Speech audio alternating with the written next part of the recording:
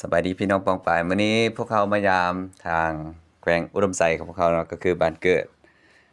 ก็คือทีมงานของพวกเขาก็ได้เกียมนั่นก็คือเมนูมื้อนี้ก็พวกเขาจะเฮ็ดกินเป็นผัดเอียนเนาะหลังจากที่ว่าเซฟเพิ่นเกียมทุกอย่างแล้วเพิ่นก็แล้วคั่วน้ำมันแล้วก็เพิ่นก็เอาผักหอมมาใส่เนาะคั่วจนกว่ามันหอมมาแล้ว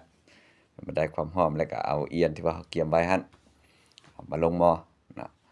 ลงหม้อแล้วก็คนเข้ากันหน่อยหนึงแล้วเราก็สิง้อมฝาไว้ทุกคนขณะที่รอท่าก็เชฟเพิ่นก็มาซอยเครื่องหอมไว้ท่าเนาะก็คือนอกจากเอียนแล้วก็ยังมีเมนูปิ้งขาไก่เนาะทุกคนขาไก่นี่ก็ได้มาจากตลาดนั่นแหละเนาะซื้อมาจากตลาดผ่านไปประมาณ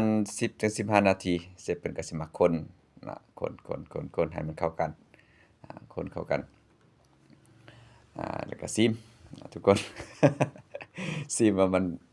พอเผ็ดพอเกลือบ่แซ่บบ่หรือว่าจะไดเนาะยังบ่พอก็คือเราก็เติมไปเนาะแล้วก็ง่วมไปเล็กๆน้อยๆเนาะก็คือเรามาจิบเบียร์กันก่อนเนาะขณะที่รอท่าจิบเบียร์เล็กๆน้อยๆอันดับการนำทีมงานของพวกเขานี่แหละเนาะโอ้บรรยากาศดีทุกคนมื้อนี้นะภายหลังถ้าประมาณ15-20นาทีเนาะเสร็จผมก็กลับมาคนแล้วก็ได้